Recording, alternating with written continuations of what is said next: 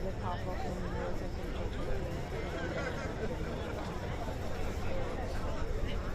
Hey, Blake.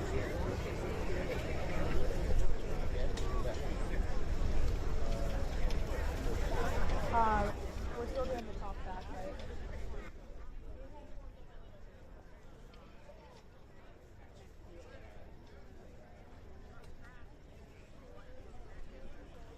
Jamie or Carla will ask a follow-up question, I'm assuming.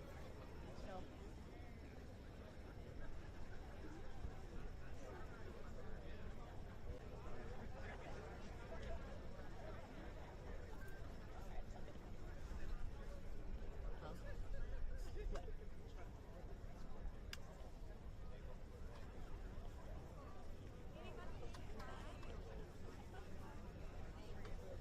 Okay, I'll go with the flow. Thank you.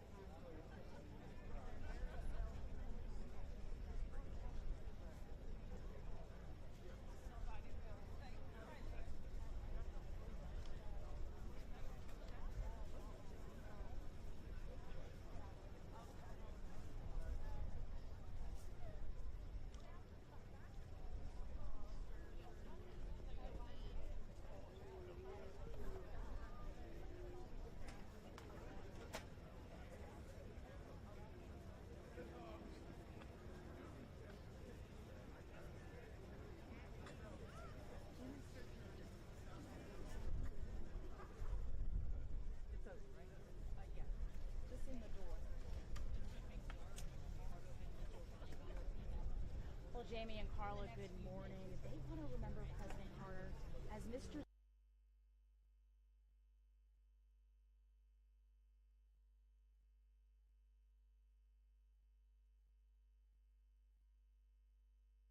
A man who ate peanut butter ice cream with the people, and of course a man who brokered for peace around the world.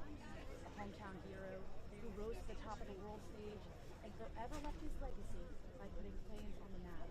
And Jamie and Paul, you're right, this is an enormous moment in history.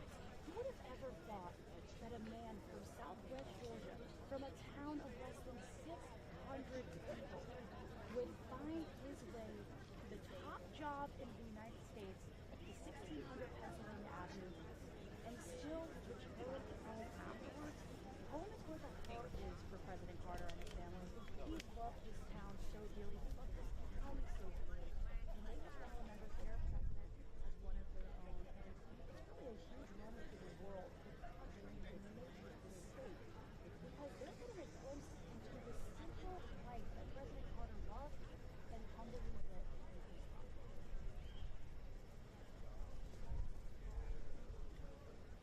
Following his death last Sunday at the age of 100.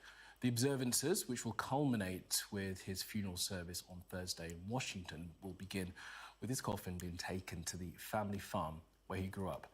Well, the Carter family is set to arrive at the Phoebe Sumter Medical Center here in Americus, Georgia. You can see the flags flying there at half-mast. There, the coffin of the 39th president to be carried by current and former Secret Service agents who protected him during his life.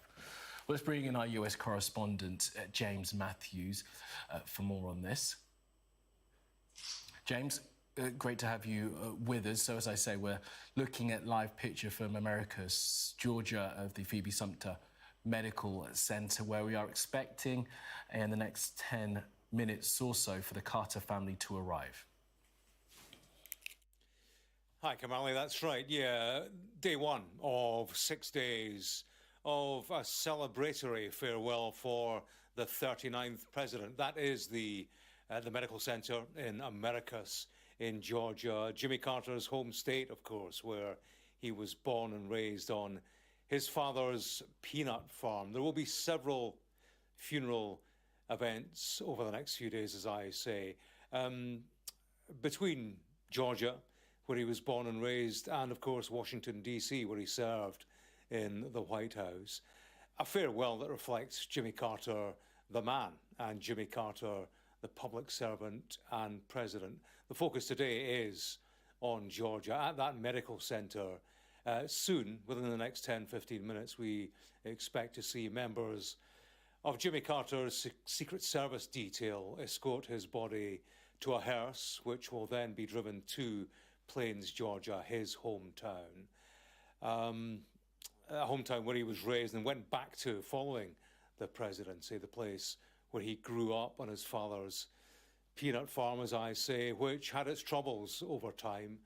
Jimmy Carter took it over and managed to turn it round in terms of productivity, made it viable once more. The motorcade will stop at the farm, and there the National Park Service will ring the farm bell 39 times for the 39th president. The motorcade will then leave for Atlanta in Georgia, and there will pause for a moment of silence at the Georgia State Capitol. Jimmy Carter, of course, served as the governor of Georgia prior to his time in the White House. Then later today, there will be a private service at the Carter Center in Atlanta, and from this evening, the public will be able to pay their respects. Fast forward to Tuesday, Kamali, and his body will then be flown towards the capital, Washington, D.C. It will travel in a motorcade with the Carter family, initially to the U.S. Navy Memorial in a nod to Jimmy Carter's service in the Navy. He served, of course, as a submarine commander, Lieutenant Carter. Then he will be taken to the Capitol building in the heart of town, where he will lie in state. And on Thursday, that's when the state funeral will take place at the Washington National Cathedral. Following that, his body is returned to Plains, to the Maranatha Baptist Church, which Jimmy Carter knew very well from childhood days where he taught Sunday school. There will be a private funeral service followed by his burial in a plot next to his wife of 77 years, Rosalind Carter. Indeed. All right, James, will stay with us. As I say, we're going to bring you a live coverage of the beginning of the state funeral proceedings for the 39th President, Jimmy Carter, throughout the hour here on Sky News. I want to bring in Professor Scott Lucas, Professor of International Politics, University College Dublin's Clinton Institute, and founder of EA Worldview. Professor Lucas, always good to speak with you. Thanks so much for joining us. As we are looking at these pictures from outside the Phoebe Sumter Hospital in Americus, Georgia, people began to line the streets. Why don't you tell us, Professor Lucas, just sort of the importance, first of all, of former President Carter to Georgia? Well, in fact, I'll start even with that area of Georgia that you're looking at right now. Americus is about 10 miles to the east of Plains, where, as your correspondent explained, Jimmy Carter was born, where he grew up, and where he spent more than 40 years after he left the presidency. And what you're seeing in Americus, and you'll see it in Plains, is these are really diehard American communities. These are like small towns. A lot of folks will know each other in these towns. It'll be like a community that's coming out for one of its own. I think that will make this a little bit of a difference than what you see later in the week, and quite rightly so in Washington, where Carter's a national figure. Because what Carter meant for these towns and then for Georgia is he got the area out of the image that a lot of southern states have, and I'm from Alabama, which is next to Georgia, of just being backwoods, redneck areas which were steeped in segregation and racism. And indeed, they were steeped in segregation and racism. But Carter's importance for Georgia was he came out against segregation.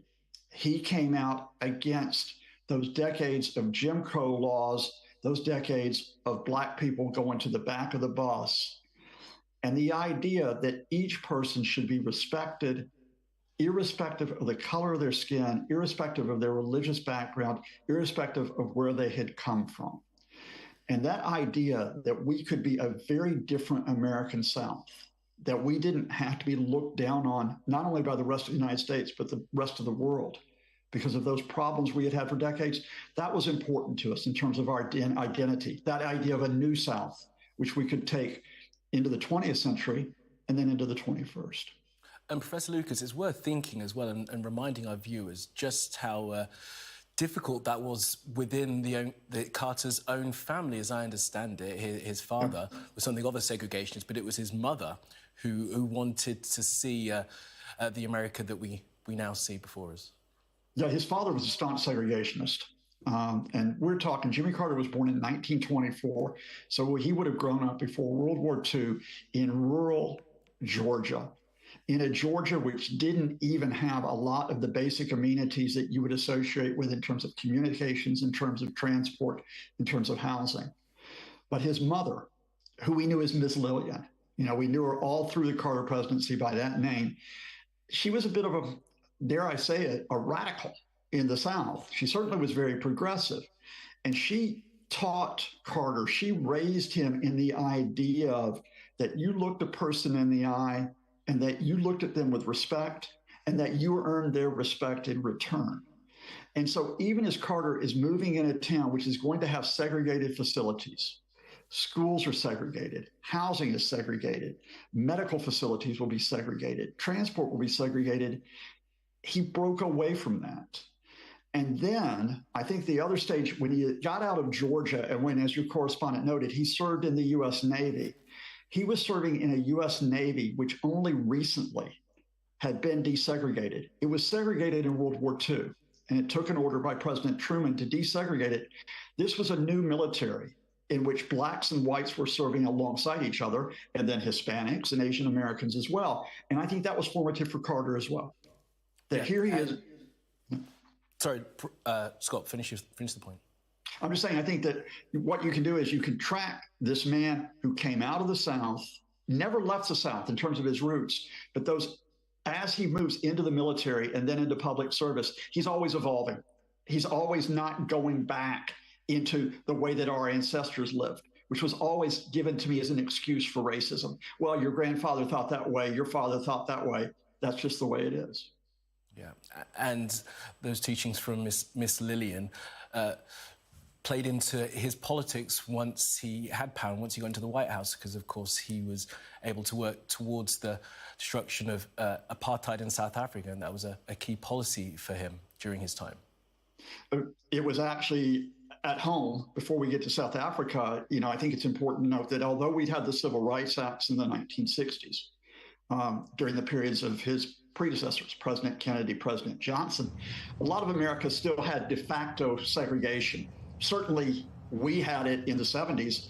I grew up in a largely segregated town in Alabama, and Carter fought against that. He fought against that in terms of discrimination in employment, discrimination in public services. In other words, this quest for civil rights was not done, and he continued to carry that out, and then he took that abroad. He took that abroad with that idea in South Africa that those years of apartheid, those years of repression, which had led, for example, to the imprisonment of Nelson Mandela, to many other blacks, which had kept them in townships like Soweto, where they often faced the risk of violence. Carter said, on moral grounds, not because we want to make you like America, just on moral grounds, this is not correct. He wasn't able to see the end of apartheid during his presidency, but even though the Reagan administration tried to walk back what Carter did, Carter helped start a momentum for that international pressure on South Africa that eventually led to an integrated South Africa and a President Nelson Mandela. Okay, Professor Lucas, you're going to stay with us throughout the hour. Thank you for that, as we are looking at the Phoebe Sumter Memorial Hospital in Americus, Georgia. As you would have seen, the motorcade has arrived, and we are now expecting the Carter family to arrive at the medical center in Americus. Our US correspondent James Matthews is still with us. And James, as the family, I understand, begin to arrive now in these black SUVs, the state funeral begins proper with the moving of former President Jimmy Carter to be carried by former Secret Service agents as pallbearers, the same Secret Service agents who protected him during his life.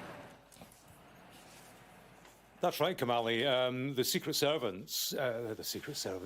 Service agents, I might say, who I came across in Edinburgh in the early 90s when Jimmy Carter turned up as a tourist in town. I was working at STV, and Jimmy Carter, he used to travel the world with his wife, Rosalind. It was one of their passions, along with fly fishing, skiing. They had shared interests, and that was the secret of their enduring 77-year marriage.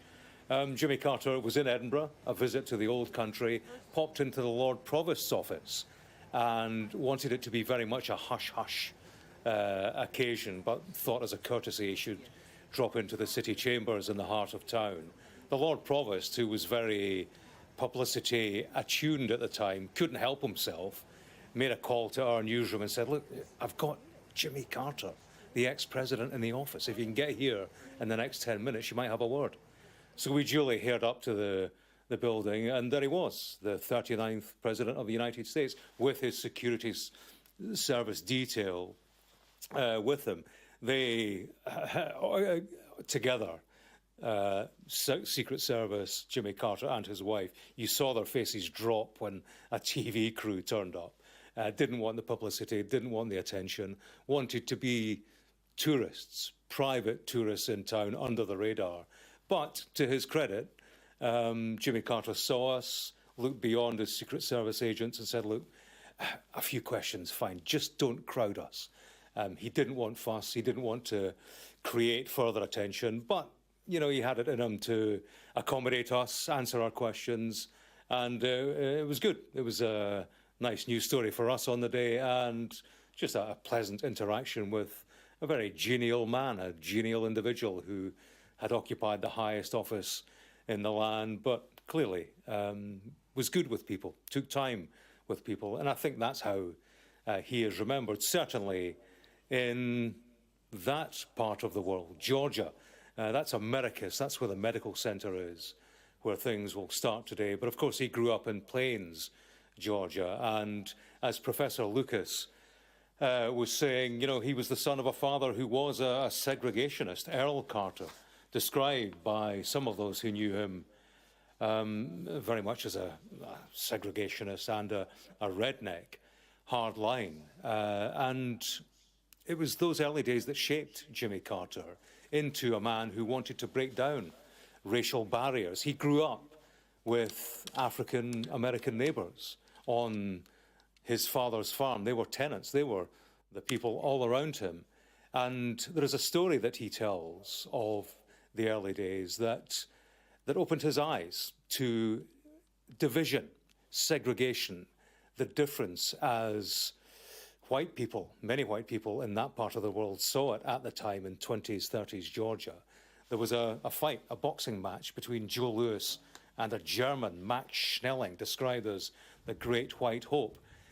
His promoter boasted that Schnelling would defeat Joe Louis, and with the winnings, that would be spent on Nazi military weapons back in Germany. So that was the prelude to the fight. Jimmy Carter's father had a radio which he placed next to the window, powered by a car battery. So Carter was inside by the window listening to the radio. Outside, the sharecroppers, the African Americans who worked on the farm, they'd gathered on the other side of the window to listen to the fight in silence. Joe Louis, Julie, took care of Max Schnelling in grand style, knocking him down 3 times in the first round. And the father switched off the radio. The African American neighbors listened in silence to the fight, to the victory, drifted away, crossed the road, and only when they had crossed the road from the house of Jimmy Carter's father could Jimmy Carter hear the cheering of his neighbors. An incident that fed into the upbringing of a young Jimmy Carter and turned him, molded him into an individual who sought to break down racial barriers and to promote peaceful coexistence, which was a principle and a philosophy that he carried through life and carried throughout his political career and beyond. Yeah, and James, it's hard to underestimate the value of a moment like that in the segregated South, as we are looking now at the Carter family who have arrived at the Phoebe Sumter Medical Center prior to the funeral procession beginning. The Carter family will wait and await former President Jimmy Carter, the 39th president, who, as we saw a short time ago, the hearse has now arrived. He will be carried by pallbearers from the US Secret Service, members of the Secret Service who guarded both Jimmy Carter and his wife, Rosalind Smith Carter, during their lives. Rosalind Smith Carter, who he was married to for many, many decades, who died in November of 2023. The coffin will be carried by those pallbearers, and let's just take a moment now as we see the proceedings have begun.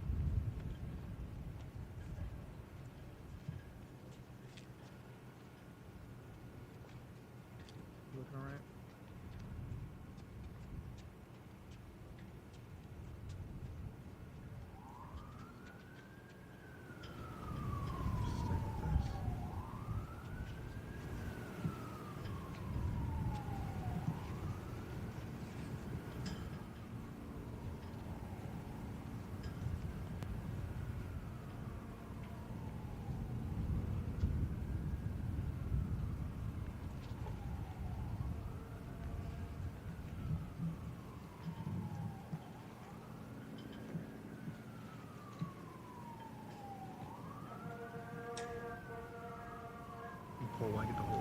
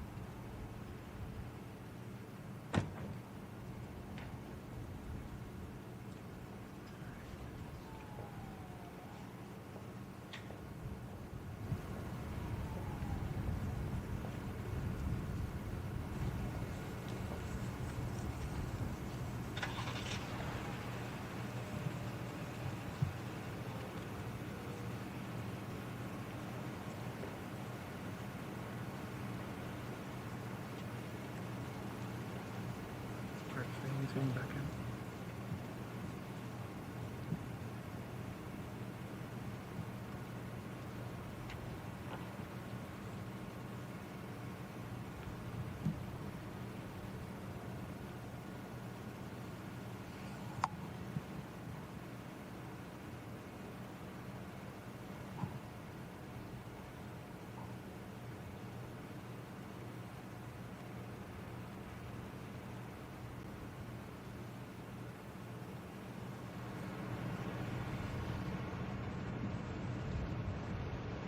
Secret Service is waiting for the family to get back on the motorcade, correct?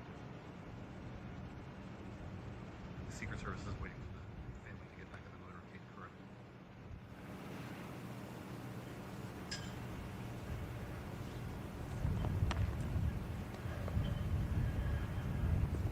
Fight to the left toward the buses.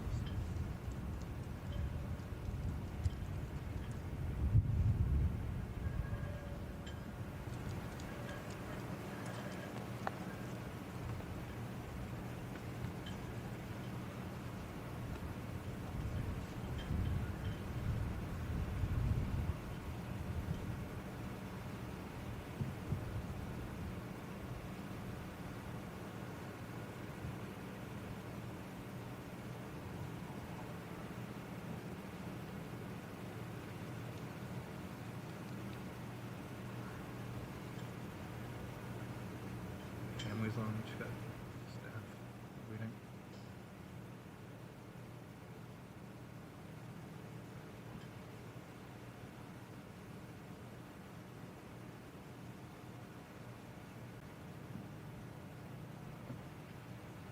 Staff getting done.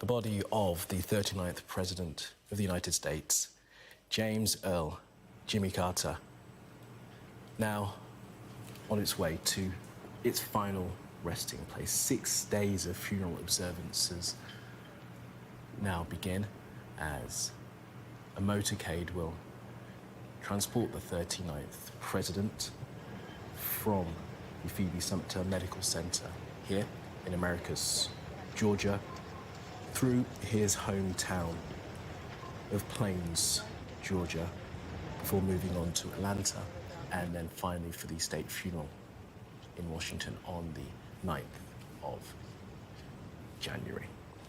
Our US correspondent James Matthews is still with us And James, as that motorcade begins, as the procession begins to make its way from that medical center, it's going to pass through Plains, that small town of just 700 people where Jimmy Carter was born and raised. And one of the first places it will pass by is the girlhood home of the former First Lady, Rosalind Smith Carter, who married Jimmy Carter back in 1946.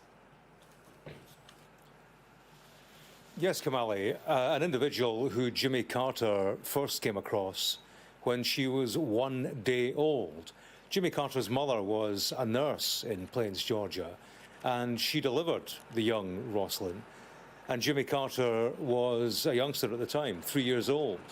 And the day after Rosalind was born, he came into the room, saw her, and, you know, and who knew? Who knew at that time that 19 years later she would become his wife? But it is an enduring love story, one of the great love stories of American politics, the 77 years that they spent together with a common background, with common interests.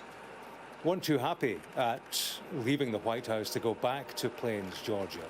Rosalind Carter speaks about defeat in the 1980 election to Ronald Reagan and going back to the peanut farm and talking about how depressed she was, but how that brought out the best in Jimmy Carter, because he spent all of his time trying to cheer her up during that period of resettlement after a political defeat that was widely seen as humiliating.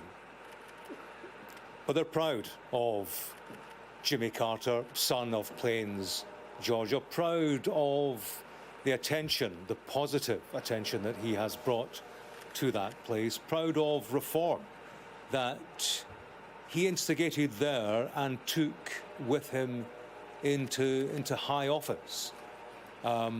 He saw segregation, vowed early on to do something about it if he could. He lived in a place where all around him were African American on his father's farm, and generally in the town it was 80% versus 20 African American.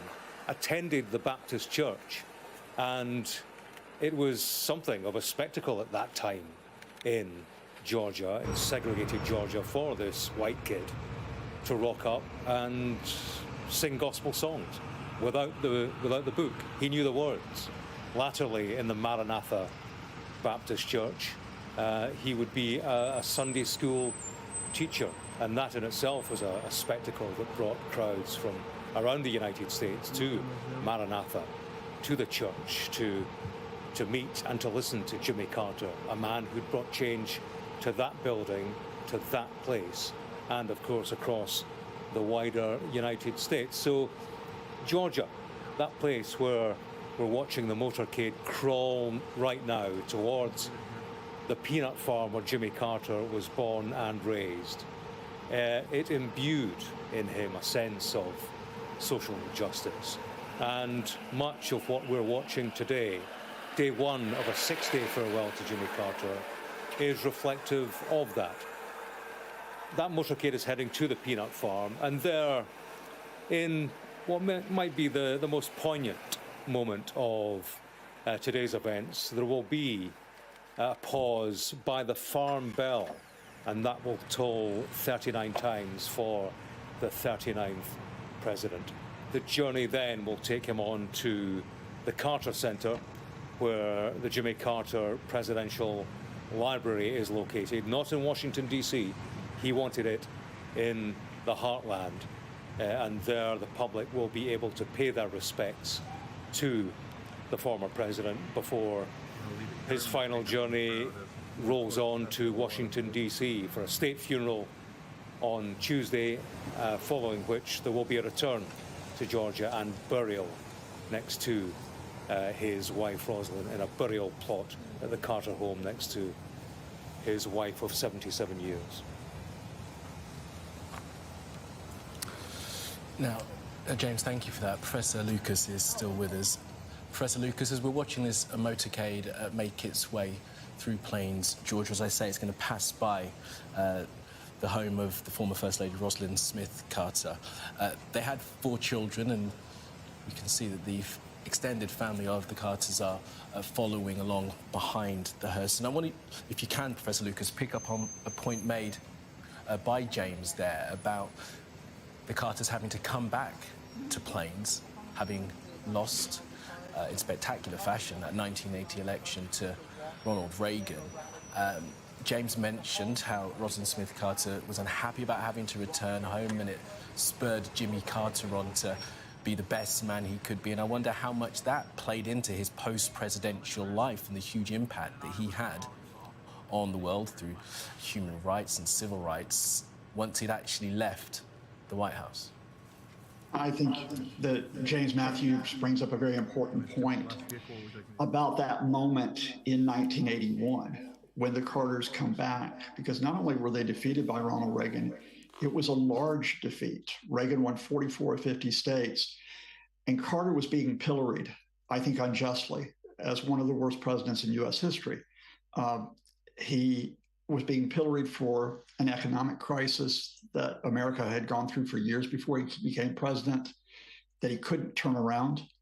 He was being pilloried for issues abroad, such as the taking of the hostages in the U.S. Embassy in Tehran, in Iran, or the Soviet invasion of Afghanistan. And he was being used as this sort of, he was weak, he was ineffectual. It was best that he leave Washington. And Rosalind Carter felt that, and it'd be hard not to feel that. Despite the fact that Carter had achieved so much, even in that one term, that wasn't what a lot of people were projecting. And I think Jimmy Carter, this isn't the only reason why he cheered up Rosalind Carter. I think he also embarked upon so many missions in those next 40 years. He did it out of a sense of that you didn't just simply stop being president and then everything disappears, that your moral compass disappears, that your ethical beliefs disappears, that the fight for human rights disappears. Because the world of the 1980s was a very turbulent world. We've talked about a little bit of it. The United States, not to the extent that it's divided today, but it still was a very divided country in the 1980s. It was racially divided. It was ethnically divided. There was a lot of discrimination, a lot of polarization. There were these countries around the world where you had racial conflicts, ethnic conflicts, where you had environmental challenges. And Jimmy and Rosalind Carter said, in our own way, we want to make a difference, beginning with their community, beginning with going to that Baptist church that James Matthews talked about, and going before the people in that church and urging them to integrate, to allow Blacks to come into the Maranatha Baptist Church, which, like so many other churches, like the one that my father preached in Alabama, had been integrated since the earliest times. And then from Plains, with that example of integration, they took it beyond, whether it be working for Habitat for Housing, whether it be the efforts in diplomacy to try to resolve conflicts from Asia to Latin America to the Middle East, or whether it be that fight for clean energy, something that had been almost a revolution that Carter had taken from his background as a nuclear engineer into the White House, and then he would carry it on all the way until his death this year. Now we're looking at the streets that have been lined from that hospital, Phoebe Sumter, on the way to Archery, just outside of Plains, to the family farm of Jimmy Carter. And there you can see the old farm bell that is just in Archery, just outside Plains, where that bell will toll 39 times in honor of the 39th president. At around 10 to the hour, the motorcade is on its way from the Memorial Hospital to the Boyhood Peanut Farm, where you can see them there in their distinctive hats and green uniform. The National Park Service are going to ring that old farm bell 39 times. And let's bring back in James Matthews, if we can. And James, I guess from the story you were telling us about that Joe Louis Matchmelling fight, that farm bell represents quite a bit of history on the Carter farm, that peanut farm, which would have been run with many of those working on it in the fields, black people in a deeply segregated South of America. Yeah, who would have thought in 1924, when Jimmy Carter was born on a peanut farm in Plains, Georgia, the peanut farm we're looking at on the left of our screen, who would have thought he would grow to be President of the United States, a young kid from a racially segregated part of the United States? Who would have thought that he would go to the White House, he would champion the civil rights movement and carry a politics that was not reflective of Georgia at all when he was born and in the decades through which he was raised. He did it by being Jimmy Carter, by being an engaging individual who had his troubles politically and had his troubles engaging with the political establishment, certainly when he got to Washington. But he was good with people, Jimmy Carter. "I'll never lie to you," he told voters.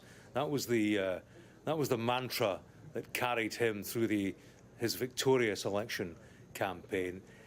He was engaging. I got a sense of that, Kamali, if you'll bear with me. I've actually met him twice. I told you the story of coming across him in Edinburgh. I was actually a young reporter in Newcastle for Metro Radio in 1987. You know, a couple of weeks in the door, very raw. And there was a press conference with Jimmy Carter, and he was there, you know, speaking to the media. At that news conference, yeah, he was just very engaging, connected with the local media, of which I was one. In the press conference, there were two news lines. One thing he said at that time was, Mikhail Gorbachev, Soviet leader at the time, is somebody that I could do business with. Big news line from an ex-president. The other thing he said, and this was a cracking tale, really, you know, from a great storyteller. He told a story about a tree that he'd been given once as president by, I think it was the Norwegian Prime Minister.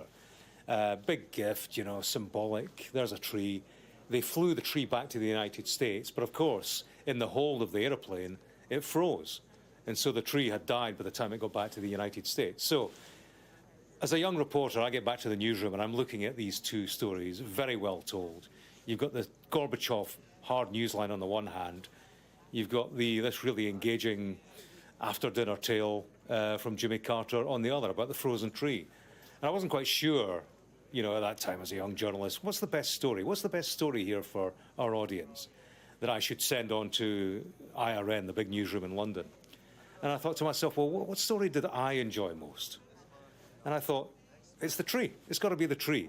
You know, told in a very engaging way by a really nice guy in a room in Newcastle upon Tyne in 1987. So I sent the tree story to IRN in London. They said, thanks very much, that's great. And then, of course, on the news wires, they start buzzing with, you know, Carter says Gorbachev is a man I could do business with, a former president, remember, who laid the ground while he was in office for a thawing in the Cold War. Carter says Gorbachev is a man I could do business with. So that's all rattling on the wires. Of course, the telephone goes in the Metro Radio newsroom. I was there myself. It was a weekend. And they say, oh, listen, thanks for the story about the tree. But did he say anything about Mikhail Gorbachev and you know, being able to do business with him? And I said, oh, yeah. I was just about to send you that one as well. You know, I'd missed a line, basically, as a young journalist, because I was so wrapped up in Jimmy Carter, the storyteller, and the story about the tree. So that's Jimmy Carter, the man. That's how he, you know, he could work a crowd, he could interact with people, and that carried him a long way from his humble beginnings. Of course, he was a very intelligent man as well. Some would say, in fact, many do say that he had an intelligence and a self-confidence that was bordering on arrogance, and that didn't go down well ultimately when he reached high office with those around him and the politicians he needed to work with. But his intelligence took him a long way. It took him a long way in his military career. He was a star pupil at the Naval Academy in Annapolis. And if you go there today and do the tour, Jimmy Carter is one of the first pictures you are led towards. There you go. We produced a president in this building. He was a submarine commander. And even then, politics ran through his career and ran through his approach to life in general. While he was a submarine commander, Lieutenant Carter, the crew, or he was invited by the Brits, British officials. They said, we're having a party. Why don't you come and join us? White crew members only. Carter looked at the invitation and said, well, on that basis, without my African-American colleagues, we're not going. He lobbied his submarine crew saying, look, we should ignore this. We should turn it down. As friendly, you know, the Brits and the Americans were tight at that time in terms of the military, but they said, we should ignore this. It's not right. And his submarine crew stood with him. And the RSVP to the Brits was thank you, but no thanks. James, thank you for that. As we are continuing to look at this, I believe, is the Carter family farm there in Plains, Georgia. As I said, members of the National Park Service, you can see them there in their green uniforms and distinctive hats, are going to ring the farm bell, the old farm bell, 39 times in memory of the 39th president. And let me bring back in Professor Lucas, who is with us. And James, Scott, brilliant to hear the story from James about Jimmy Carter being able to work the room and tell two distinct stories, give two distinct news lines, although James missed the top line, got the tree story in. It's important, isn't it, to realise just the achievements of Jimmy Carter during his time in office. We talk about him having a great post-presidency, but there were a number of things that should not be underplayed that he was able to achieve in office, not least, I mean, talks about to James in that news conference about being able to do business with Gorbachev. He did complete negotiations on a nuclear limitation treaty, the SALT II nuclear treaty, which reduced the number of nuclear warheads that the US and the Soviet Union were holding. But let me start with that, because that was an example of how Carter's reputation changes. Because although Carter negotiated with the then Brezhnev regime in the Soviet Union this important arms control treaty, a successor to the treaty in the early 1970s between the Nixon administration and the Soviets, that agreement, or the confirmation of it, was blocked by the U.S. Congress.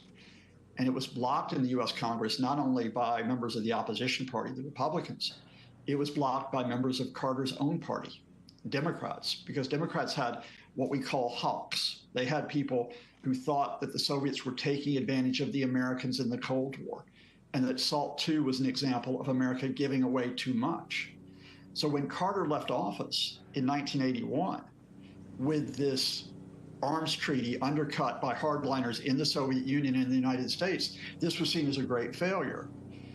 Now, of course, what happened is under the Reagan administration, the U.S. did deal with Mikhail Gorbachev, the new Soviet leader, and we got even greater arms limitation treaties by the time that Reagan left office in 1989. But very few people went back and said, wait a minute, Jimmy Carter is the man who really helped put this path in motion because of the way that he had been undone. It was all Reagan had ended the Cold War when in fact Carter had made his own significant contribution. And it is quite incredible, isn't it, Professor Lucas, that would be the case, that moment of history might be slightly rewritten. I mean, at this stage now, there seems to be a revision of some of Jimmy Carter's achievements, and we talk about that one with the Cold War, but it's also worth talking about the Camp David Agreement as well, and the normalisation of relations between Egypt and Israel, which many people leading up to that point in the late 70s thought was so unlikely following those wars in the Middle East. I think Jimmy Carter gives you an example of these achievements, but for me, why are they relevant in 2024? That moment in 1979, when Anwar Sadat, the Egyptian leader, and Menachem Begin, the leader of Israel, shake hands with Carter in between them. These were men who led countries who had had 4 wars in the previous 30 years. At times, they had been dedicated foes of the other. Yet here they were now agreeing to peace. Here was this moment of a Middle East that could come out of conflict. Now, why is that important? Because after Carter left office, of course, conflict didn't end in the Middle East.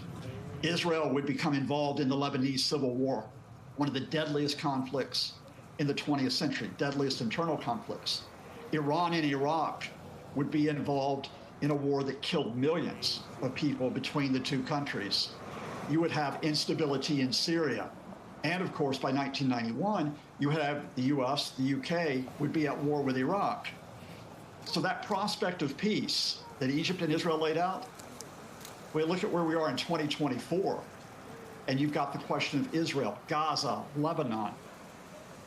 Does that mean Carter failed? Of course not. What he showed was the possibilities of peace in the Middle East.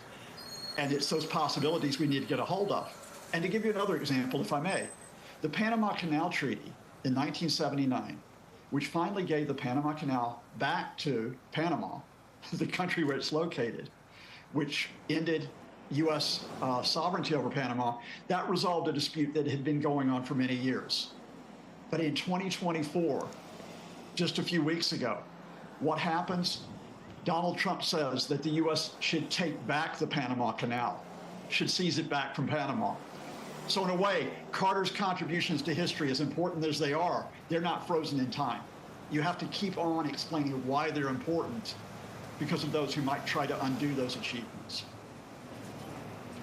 And Professor Lucas, I guess that's the foreign policy, but let's talk about some of his domestic achievements. Sure.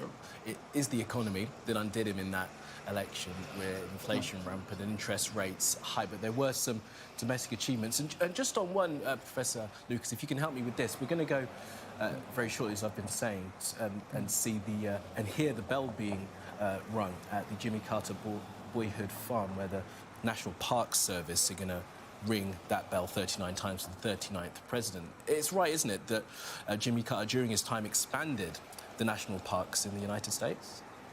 Absolutely. He expanded, brought a lot more land into federal control that could be protected.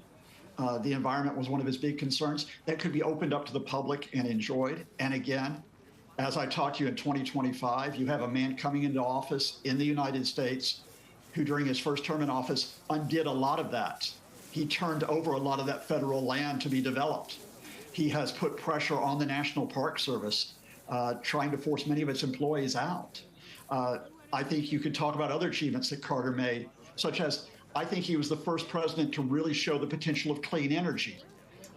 There had been some moves under the Nixon administration for clean air, clean water, but Jimmy Carter was the man who put solar panels on the White House and said renewable energy is the way forward. And remember, of course, he was a nuclear engineer.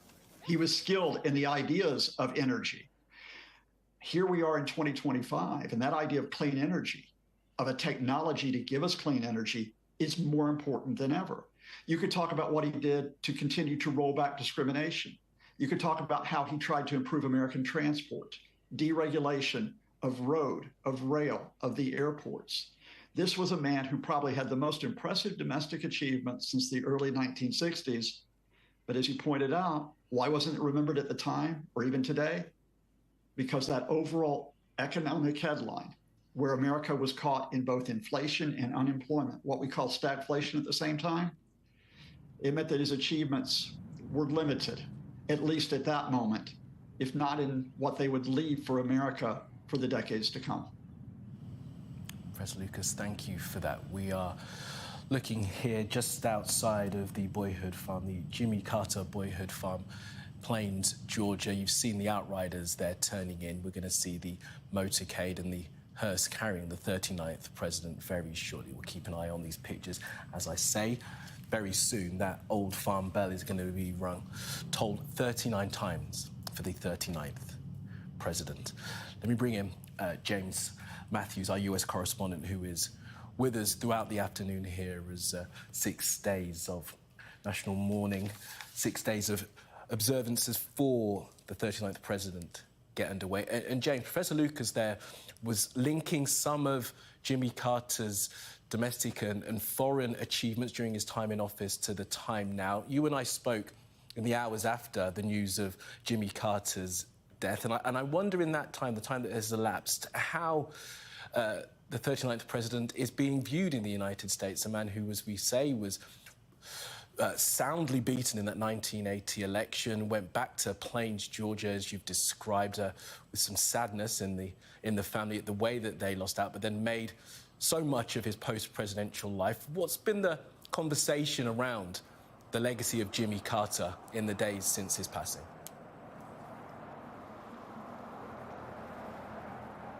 There's been a revision of Jimmy Carter, I think, not just in the past few days, but in recent years, largely based on the work that he put in following the presidency.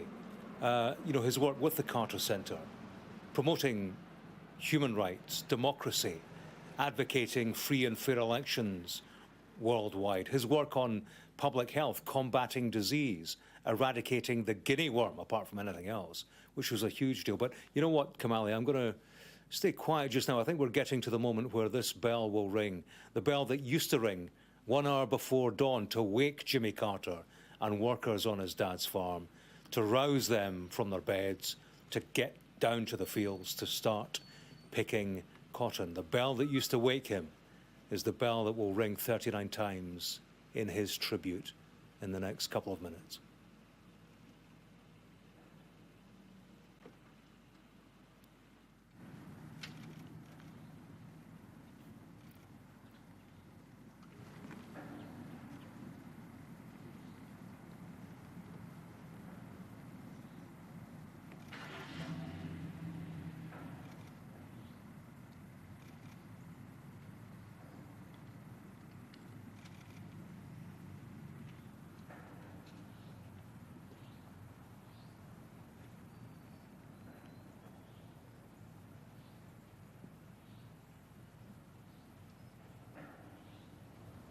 Present arms.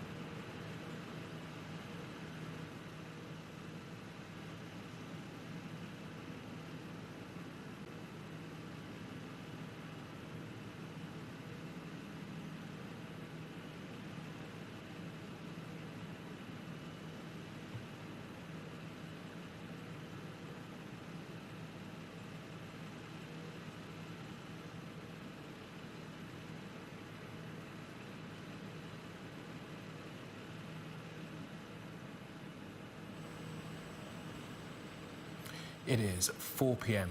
in London, 11 a.m. in Plains, Georgia. You're watching Sky News today as we begin to mark 6 days of funeral observances for the 39th President of the United States, Jimmy Carter.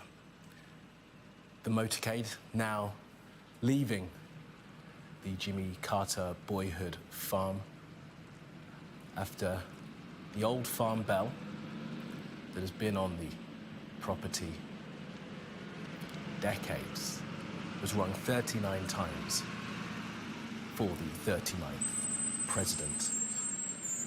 Jimmy Carter's body will now leave Plains, Georgia. It will return there later on in the week for a private hometown funeral at the Maranatha Baptist Church, where former President Carter taught Sunday school for decades, having left the White House.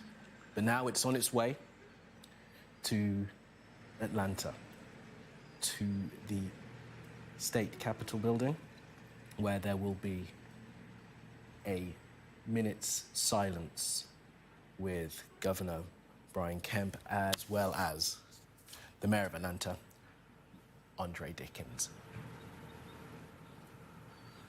We're going to continue our coverage of, as I said, the first day of 6 days of the state funeral of Jimmy Carter as that motorcade leaves Plains, Georgia. Our US correspondent James Matthews is still with us. So James, the bell has tolled 39 times, and now Jimmy Carter makes his way to Atlanta once again. That's right, Kamala. Yeah, the bell that used to wake Jimmy Carter and everybody else on his father's peanut farm 1 hour before dawn. That's when work began, early in the morning, on a farm where they had very little, didn't have electricity, didn't have running water until Jimmy Carter was a teenager. Who would have guessed in the 20s and 30s at that place that the skinny kid, Jimmy Carter, would go on to a life far less ordinary, the highest office in the land. They will be reflecting in Plains, Georgia, about Jimmy Carter, the child. Jimmy Carter, who said that his ambition as a youngster was to please his dad. That's all he wanted to do. And the stories that people tell in Plains are legion about his father saying to Jimmy Carter, don't smoke. Earl Carter, his father, used to smoke 3 packets of cigarettes a day. He said to Jimmy Carter as a youngster, if you don't smoke until you're 21, I'll give you a watch. Jimmy Carter duly agreed, and come the age of 21, the grown-up Jimmy Carter bought himself a packet of cigarettes, tried one, was so disgusted he never did so again. But that commitment to the cause on the farm, commitment to the environment around him, commitment to earning a living and to impressing his father, it's from that springs tales that Jimmy Carter has told himself over the years about the worst job on the farm, a job that he had to endure many times, mopping cotton, they called it. That was essentially applying poison to buds of cotton in the fields to fight off the bollworms and the boll weevils, the insects. And his father used to mix up this yellow concoction of water, arsenic, and molasses in a gallon bucket that the young Jimmy would have to carry with a rag mop into the fields. And he tells a story of how this molasses, after a while, would stain his trousers. And that, of course, would attract insects over the course of the day and would turn into a syrup by the time he got back to the house. And Carter, he tells the story of, as a youngster, taking off his trousers and standing them stiff against the wall, having to be cleaned for the next morning. So that gives you a sense of the upbringing he had, but the hard work of which he was not afraid. And of course, as we've been discussing, the environment, the segregated environment, imbued in him a sense of injustice when it came to racial segregation and a determination to do something about it. And he carried that through his political career, not just laterally, not just in the White House, but also into the Georgia State House, which is where his motorcade is headed right now. There will be a minute's silence there. And as the national park officials are relieved of their duties, they took care of events at the farm in Plains, Georgia. But at the Georgia State House, Jimmy Carter, he was all about breaking down racial barriers, peaceful coexistence. When he went into the Georgia State House, one of the first things he did was to place a portrait of Martin Luther King, actually in the governor's mansion, and that was a statement that ruffled feathers at the time in that place and in that environment, but it reflects his determination to make a difference and to change the politics of that region, of that state, and of the wider country. He was a rock and roll president. Early on, during his childhood, at the end of the day, when they had power, when he could get the radio to work before they had electricity, they used to connect it to a car battery. Jimmy Carter tells the story of being the last in bed after dinner and washing up when everybody else had turned in. He would always try to stay up and listen to 15 minutes of radio, 15 minutes of Glenn Miller. That was his music of choice, pretty much the only music he could get access to at that time. And that was his, these were the tunes he listened to as a youngster. But he would go on to be a big rock and roll fan. And whilst it was Glenn Miller on the radio at home in Plains, Georgia, when he got to the White House, he used to welcome the likes of Willie Nelson, Johnny Cash. He was a big Bob Dylan fan. Dylan never got to the White House, but Carter was a big Dylan fan. He tells the story of Willie Nelson, actually, the country music icon, overnighting in the White House. Nelson tells the story of smoking pot in the White House. Long after the event, I might say, he admitted to that.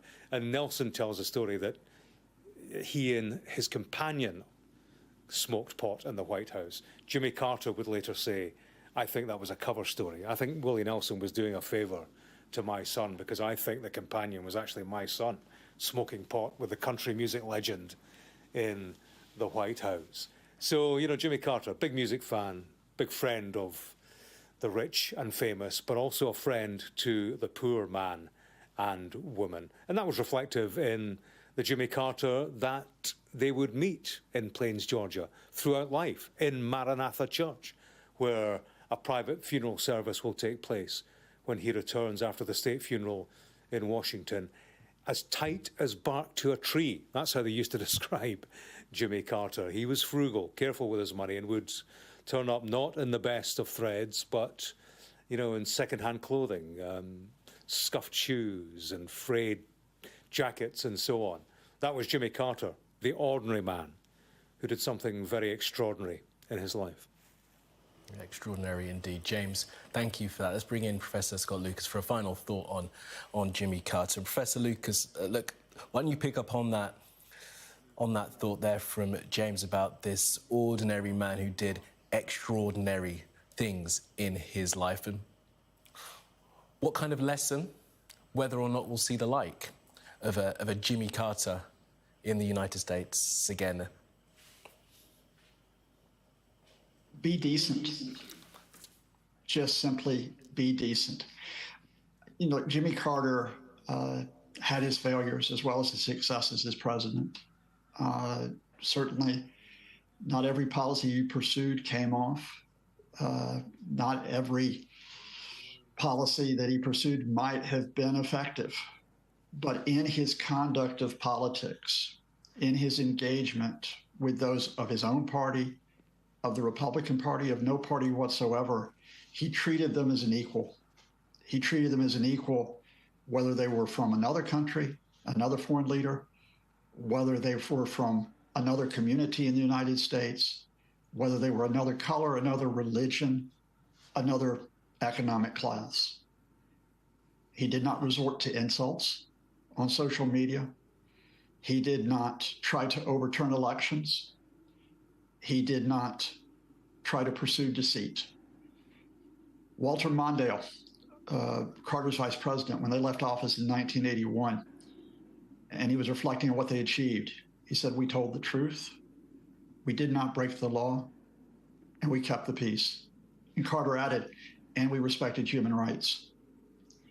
In 2025, as we pay tribute to Jimmy Carter for everything he achieved, for what he didn't achieve, what stands out is that we need more Jimmy Carters in the sense of bringing decency, tolerance, and respect for the U.S. system, and respect for every American. That's what we need. Professor Scott Lucas, thank you for that final thought on Jimmy Carter at this stage, day one of 6 days of funeral observances for the 39th President of the United States. We're looking there at the Jimmy Carter Boyhood Farm, where members of the National Park Service are still standing in tribute to Jimmy Carter. Two of their number have just rung the old farm bell 39 times for the 39th president. Events in Plains will pause for a few days at least as they prepare for a private burial at Maranatha Baptist Church later on next week, a private family service. But Jimmy Carter himself, the motorcade, is on its way to the state capitol in Atlanta, state capitol building in Atlanta, Georgia, where a minute's silence will be observed by the governor of Atlanta, Brian Kemp, as well as the mayor of the city, the governor of Georgia, Brian Kemp, as well as the mayor of Atlanta, Andre Dickens. Then President Carter will be taken to the Carter Presidential Center, where he will lie in repose from 7 o'clock this evening till 6 a.m. on Monday for the public to go and pay their respects to the 39th president. We'll continue our coverage of day one of 6 days of funeral observances for former President Carter. Once the motorcade arrives in Atlanta, we're expecting that around about 3 o'clock Georgia time. That'll be around 8 p.m. here in the UK.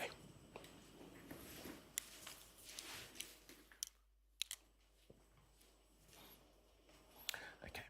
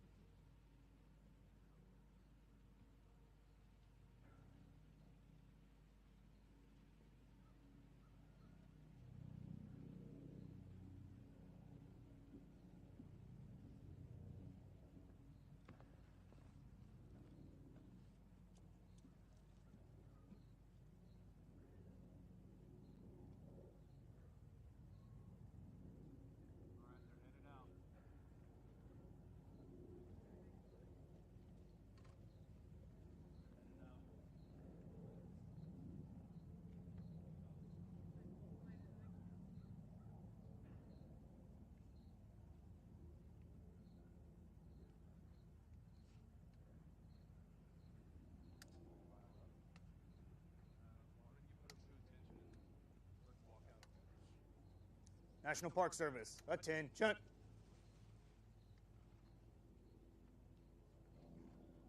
Forward. March.